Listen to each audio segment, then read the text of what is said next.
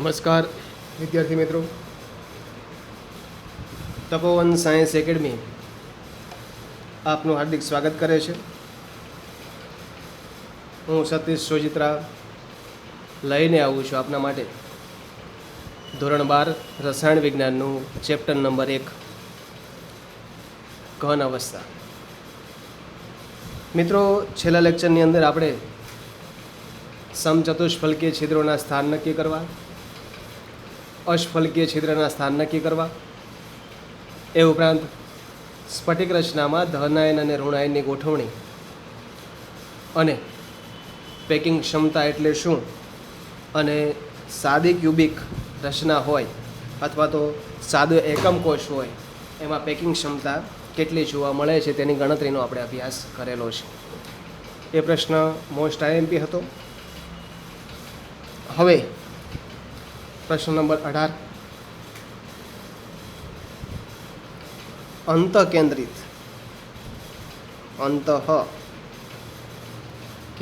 એકમ કોષ ની રચનાની પેકિંગ ક્ષમતાની ગણતરી કરો અથવા તો ગણતરી દર્શાવો. તો ગઈકાલે પણ વાત કરી હતી ને આજે ફરીથી કહું છું, 17 નંબરનો પ્રશ્ન મોસ્ટ આઈએમપી ગઈકાલના લેક્ચરમાં શીખાય, અને 18 નંબરનો પ્રશ્ન પણ મોસ્ટ આઈએમપી. તો ફરીથી અહીંયા આપણે રચનાની જરૂરિયાત પડે તો એક ક્લોઝ પેક રચના લઈશું, એકમ કોષની રચના.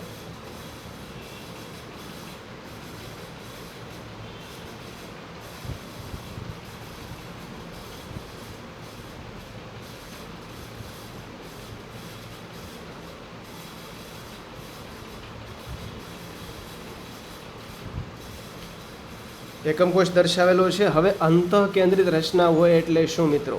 તો ખાસ ધ્યાનમાં રાખવાનું, અંતઃકેન્દ્રિત રચનાની અંદર ઘટક કણો ખૂણાઓ ઉપરાંત અંતઃકેન્દ્રમાં ગોઠવાયેલા જોવા મળે છે. ઘટક કણો ખૂણા પર હશે, ખૂણા પરના ઘટક કણો દર્શાવીએ જેની આપણે જરૂર છે. એ ઉપરાંત અંતઃકેન્દ્ર એટલે વચ્ચેનું જે સેન્ટર છે ત્યાં પણ ઘટક કણ જોવા મળશે. દરેક ખૂણા પર ગોઠવાયેલા હોય છે.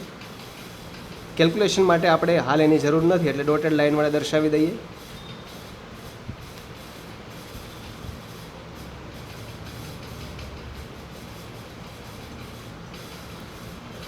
એટલી વસ્તુ ખાસ સમજી લો, અંતઃ શબ્દ આવે એટલે અંતઃ એટલે અંદર, કેન્દ્રિત એટલે કે કેન્દ્ર. તો અંદરના કેન્દ્રની અંદર પણ એક ઘટક કણ છે, ખૂણાઓ ઉપર તો હોય જ છે. તો આ પ્રકારે ઘટક કણો ગોઠવાયેલા જોવા મળશે. હવે મિત્રો અહીંયા ખાસ વાત કરીએ તો આને નામ આપી દઈએ, ધારો કે A, B, C, D, E, F, આ G લઈ લઈએ, આ G લઈએ અને આ H. હવે અહીંયા આપણે આ કેન્દ્રને જોડી દેવામાં આવે એટલે કે F અને A ને જોડી દઈએ, અને આ જે સેન્ટર છે એને શું કહીશું આપણે? C તરીકે ઓળખવામાં આવે છે. આ ધારની લંબાઈ A છે, આને જોડી દઈએ અને ધારની લંબાઈ શું મળશે આપણને? આને કહીશું B. હવે મિત્રો અહીંયા જુદા જુદા પ્રકારના ત્રિકોણની રચના થાય છે. તો અહીંયા વિકર્ણીય રીતે આપણે જોડીએ, આ વિકર્ણ રીતે જોડેલા છે, વિકર્ણ રીતે પરમાણુઓને જોડીએ છીએ તો બે પ્રકારના ત્રિકોણની રચના થાય છે. એક ત્રિકોણ EFD, આ ત્રિકોણ E, F અને D. હવે ત્રિકોણ EFDમાં વિકર્ણ બરાબર B છે, તો ત્રિકોણ EFD માટે લખી શકાય B² = આ બંને ધાર છે લઈ શકાય. ધાર કઈ છે મિત્રો? A છે, તો A² + A², ધારો કે આને A કહી દઈએ, બંને ધાર A છે માટે B² = 2A² અને માટે B = √2A. બીની લંબાઈ આપણને મળી ગઈ. બીની લંબાઈ જોવા મળશે √2A. હવે બીજું એક ત્રિકોણ બને છે, ત્રિકોણ A. એફ અને ડી, ત્રિકોણ એ એફ ડી. તો બીજા ત્રિકોણ એ એફ ડી માટે સી વિકર્ણ હશે. C square is equal to A square plus શું છે બી સ્ક્વેર, એ સ્ક્વેર પ્લસ બી સ્ક્વેર લઈ શકાય. હવે એ સ્ક્વેર પ્લસ બી સ્ક્વેર બરાબર શું છે તો ટુ એ સ્ક્વેર, કારણ કે બી સ્ક્વેર બરાબર ટુ એ સ્ક્વેર છે, બરાબર 3 એ સ્ક્વેર થશે. માટે સી બરાબર √3 એ લઈ શકાય. સી બરાબર શું લઈ શકાય √3 એ. ફરીથી સમજાવું છું. અંત કેન્દ્રિત રચના આપણે દોરી. એ રચનાની અંદર ધારની લંબાઈને એ કહીશું, વિકર્ણને નામ આપી દીધું, એકને બી અને બીજાને સી. હવે બે પ્રકારના ત્રિકોણની રચના થઈ, ત્રિકોણ ઈ એફ ડી. તો પાયથાગોરસના સિદ્ધાંત પ્રમાણે બી સ્ક્વેર બરાબર શું લખી શકાય એ સ્ક્વેર પ્લસ એ સ્ક્વેર, માટે બીની કિંમત મળે √2a. એ જ રીતે સી સ્ક્વેર બરાબર એ સ્ક્વેર પ્લસ બી સ્ક્વેર, જે બી સ્ક્વેરની કિંમત છે 2a સ્ક્વેર, જે કિંમત મૂકી માટે સીની કિંમત મળી આપણને √3a. હવે સી બરાબર શું છે, સી બરાબર કેટલી ત્રિજ્યા થશે એ ગણી લઈએ. તો મિત્રો આ એક ગોળાની ત્રિજ્યા આર, આ બીજા ગોળાની ત્રિજ્યા આર, આર અને આ આર, માટે સી ઇઝ ઇક્વલ ટુ શું લખી શકાય 4r લખી શકીએ આપણે. તો અહીંયા વિકર્ણીય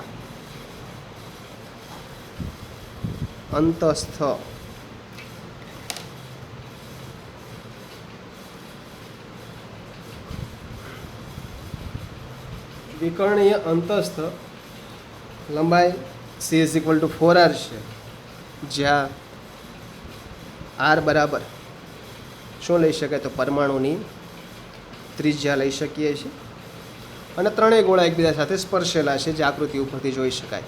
માટે √3a ઇઝ ઇક્વલ ટુ શું લખી શકાય 4r, કારણ કે she is equal to √3a છે, તો સીની જગ્યાએ શું મૂકી દઈશું આપણે 4r. આમાંથી આપણે મિત્રો એને કરતાં બનાવીએ તો 4r બાય શું લખી શકાય √3a ઇઝ ઇક્વલ ટુ. હવે આપણી પાસે કિંમત આવી ગઈ છે એની કિંમતની શા માટે જરૂરિયાત હોય તો પેકિંગ ક્ષમતાના સૂત્રની અંદર આપણે એ ક્યુબ મેળવવો પડે, કારણ કે આપણે એકમ કોષના કદની જરૂરિયાત પડે, એના માટે આપણે એની જરૂરિયાત પડશે. તો સાથે જ મેળવી લઈએ. ઘનનું કદ એ ક્યુબ બરાબર 4/√3r હોલ ક્યુબ લખી શકાય. હવે પેકિંગ ક્ષમતાના સૂત્રની અંદર આ કિંમત મૂકી દઈએ.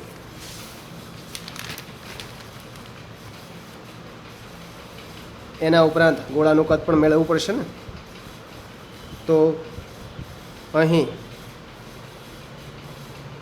પરમાણુની સંખ્યા કેટલી છે મિત્રો તો 2 છે. કેટલી છે 2. કઈ રીતે તો 8 ખૂણા ઉપર, માટે 8 × 1/8 બરાબર 1, અને 1 છે અંત કેન્દ્રમાં. અંતઃ કેન્દ્રમાં કુલ પરમાણુ કેટલા થશે 2 થશે, બરાબર છે. માટે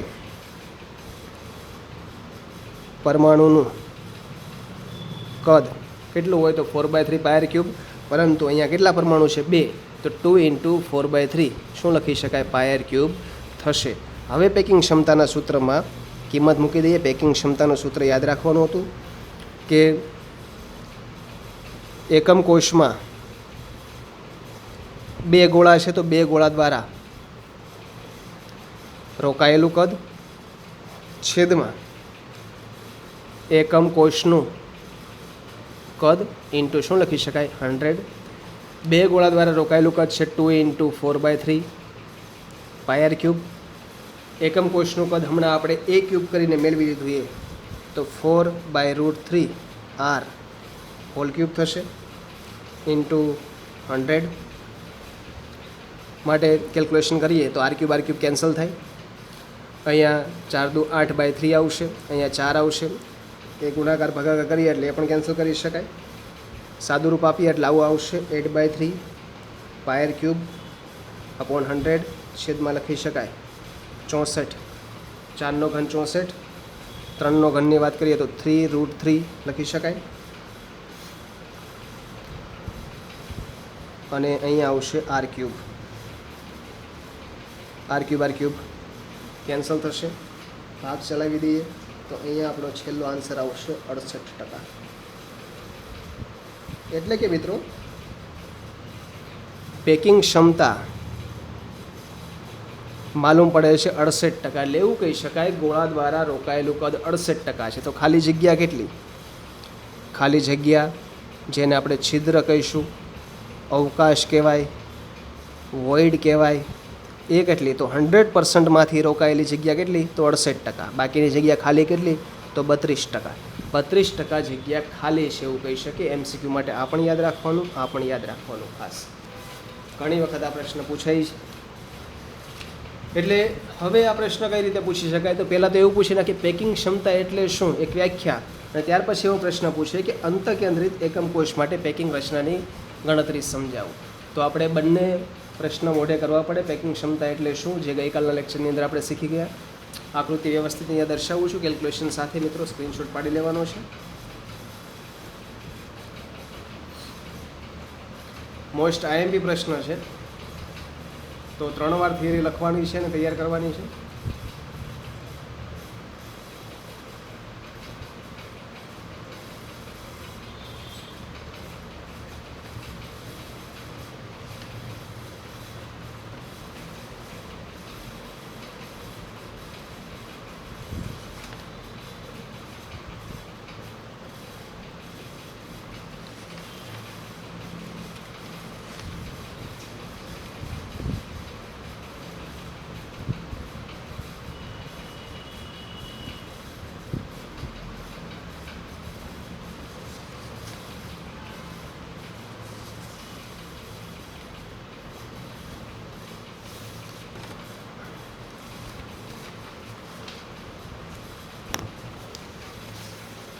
મિત્રો આગળનો 19 નંબરનો પ્રશ્ન, HCP એટલે કે હેક્ઝાગોનલ ક્લોઝ પેક રચના અને CCP એટલે કે ક્યુબિક ક્લોઝ પેક રચનાની અંદર પેકિંગ ક્ષમતા સમજાવો, દર્શાવો, સમજાવો અથવા તો લખો. મોસ્ટ IMP પ્રશ્ન આ પણ 17, 18 અને 19 ફરજિયાત કરવાના છે. એમાં કોઈ પણ પ્રકારની બાંધછોડ કરવાની નથી. હવે હેક્ઝાગોનલ ક્યુબિક ક્લોઝ પેક રચના છે, CCP છે એટલે ક્યુબિક ક્લોઝ પેક રચના છે. તો આની અંદર પેકિંગ ક્ષમતાની વાત કરીએ આપણે. તો મિત્રો અહીંયા પણ આપણે આકૃતિની જરૂરિયાત પડશે, પરંતુ અહીંયા આ રચનાની અંદર ફલક પર પરમાણુઓ ગોઠવાયેલા જોવા મળે છે. જોઈએ આકૃતિ દ્વારા.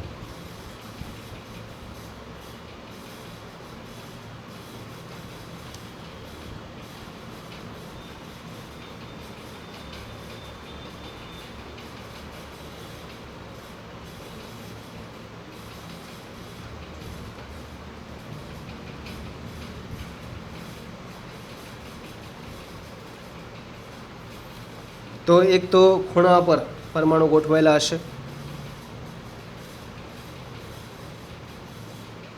ખૂણા પરના પરમાણુઓ લઈ લઈએ. ખૂણા પરના પરમાણુ એ ઉપરાંત ફલક પર વચ્ચેની જે ફલક છે એના પર પરમાણુ જોવા મળશે. અહીંયા પણ નામ આપી દઈએ, A, B, C, D, E, F, G અને H. તો મિત્રો અહીંયા ફલક પરનો એક વિકર્ણ માલુમ પડશે. આ ફલક પરનો વિકર્ણ છે અને ફલક પરના વિકર્ણને કહી દઈએ B. ધારની લંબાઈ તો આપણને ખ્યાલ છે બધી કેટલી લેવાની હોય છે? A લેવાની હોય છે. ધારની લંબાઈ છે A. તો મિત્રો અહીંયા ત્રિકોણ એક બને છે. એના માટે લખી દઈએ પહેલાં એકમ કોષની ધારની લંબાઈ કેટલી છે મિત્રો? તો A. ફલક પરનો વિકર્ણ કયો બને છે? તો A અને C. કયો છે? AC. અને AC બરાબર આપણે શું નામ આપ્યું છે? Small b. તો સ્મોલ b લઈ શકાય. ત્રિકોણની રચનાથી ત્રિકોણ A, B અને C. તો ત્રિકોણ ABC માટે વિકર્ણ છે AC². AC² બરાબર શું આવે? તો AB² વત્તા BC². પાયથાગોરસના સિદ્ધાંત પ્રમાણે AB² વત્તા BC². હવે AC² બરાબર તો B છે, માટે B² લખી શકાય. AB બરાબર શું છે? તો A. તો એનો વર્ગ, BC બરાબર પણ એ છે તો બીનો વર્ગ, માટે 2a² થશે, માટે b બરાબર શું આવે તો √2a. b બરાબર લખી શકાય √2a. હવે અહીંયા ફરીથી એ જ પ્રમાણે આ એક ત્રિજ્યા r, આ બીજી ત્રિજ્યા r, ત્રીજી ત્રિજ્યા r અને ચોથી ત્રિજ્યા r. તો લખી શકાય ગોળાની ત્રિજ્યા કેટલી છે મિત્રો તો r છે. અહીં b = શું થશે 4r, અને b બરાબર શું છે √2a. તો એને કરતાં બનાવી દઈએ તો 4r/√2, માટે a = 2√2r લખી શકાય. a = 2√2r. 2√2r કઈ રીતે આવે છે તેની સમજૂતી અહીંયા મેળવીએ. 4 બરાબર શું થાય, 4 બરાબર થશે 2 × √2 r થશે, અપોન √2 કેન્સલ થાય, 2√2r આવી ગયું. rને કરતાં બનાવીએ તો મિત્રો લખી શકાય a/2√2. હવે આ બંને વસ્તુ ખાસ ધ્યાનમાં રાખવાની, r અને a. કારણ કે ઘણી વખત MCQ માટેના પ્રશ્ન અહીંયાથી પૂછી શકાય કે HCP રચનાની અંદર આપણે ધારની લંબાઈ એ આપી દીધેલી હોય ને પૂછી નાખે ત્રિજ્યા કેટલી છે, તો આપણે આખી કેલ્ક્યુલેશન કરવાની જરૂરિયાત ન પડે. આ સૂત્ર આપણને સીધું જ યાદ હોય તો સીધી આપણે ધારની લંબાઈની કિંમત અહીંયા મૂકી શકીએ અને r આપણે મેળવી શકાય. માટે આ સૂત્ર પણ ખાસ કરવાનું. હવે આપણી પાસે a આવી ગયું છે તો આપણને ખ્યાલ એટલો હોવો જોઈએ, a આવે તો આપણે શું મેળવવું પડે એકમ કોષનું કદ a³ બરાબર છે. તો પહેલાં મેળવી લઈએ એકમ કોષનું કદ a³ બરાબર 2√2r² લખી શકાય. અને બીજી એક વસ્તુ બાકી રહી ગઈ હજી આપણે મેળવવાની, તો એ મિત્રો વસ્તુ છે કે પરમાણુઓનું કદ કેટલું છે અથવા તો એ કેટલી જગ્યા રોકે છે. તો એના માટે વાત કરીએ કુલ પરમાણુની સંખ્યા કેટલી હશે. તો અહીં કુલ પરમાણુની સંખ્યા 4 છે. કેટલી છે 4 છે. 4 કઈ રીતે તો 8 ખૂણા પરના તો 8 × 1/8 બરાબર 1, અને 6 ફલક પરના તો 6 × 1 બરાબર કેટલા છે 3. કુલ કેટલા થયા 4. તો અહીંયા કુલ પરમાણુની સંખ્યા 4 છે, માટે ગોળા દ્વારા રોકાયેલું કદ કેટલું છે તો 4. એક ગોળાનું કદ કેટલું તો 4/3 πr³ 4/3 πr³ જોવા મળશે. તો આ પ્રકારનું એ કદ રોકે છે. હવે પેકિંગ ક્ષમતાના સૂત્રમાં કિંમત મૂકીએ. પેકિંગ ક્ષમતા બરાબર શું તો ગોળા દ્વારા રોકાયેલું કદ, તો એકમ કોષમાં ગોળા દ્વારા રોકાયેલું કદ છેદમાં એકમ કોષનું કદ ઇન્ટુ શું લખી શકાય 100. ગોળા દ્વારા રોકાયેલું કદ કેટલું છે તો 4 × 4/3 πr³ છેદમાં એકમ કોષનું કદ હમણાં આપણે a³ બરાબર મેળવ્યું એ શું હતું 2√2r² ઇન્ટુ શું લખી શકાય 100. સાદુરૂપ આપી દઈએ તો આનો આન્સર લખી શકાય 16/3 πr³ ઇન્ટુ 100 થયું. ઉપરનું સ્ટેપ નીચેનું 2 નો ઘન કેટલો થશે 8, અને આનો ઘન કેટલો થાય સમજી લેજો 2 નો ઘન 8.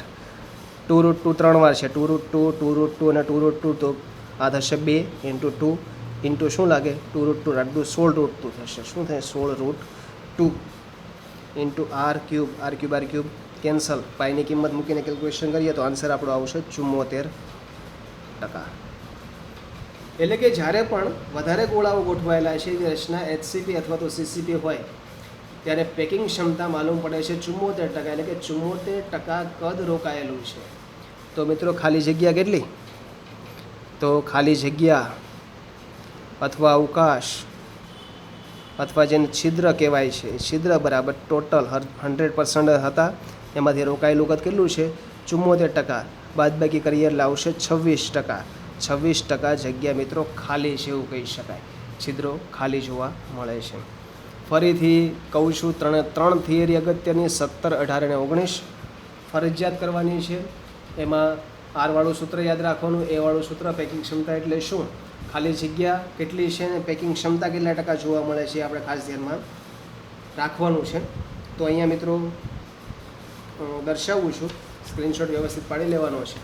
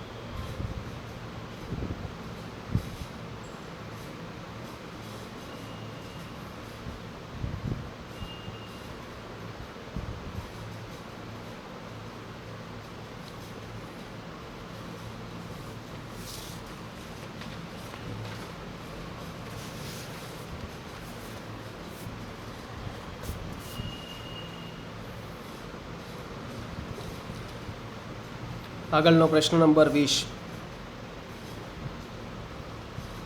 એકમ કોષના પરિમાણ આધારિત ઘનતા મેળવવા માટેની ગણતરી કરો. એકમ કોષના પરિમાણ આધારિત ઘનતા મેળવવા માટેની ગણતરી કરો.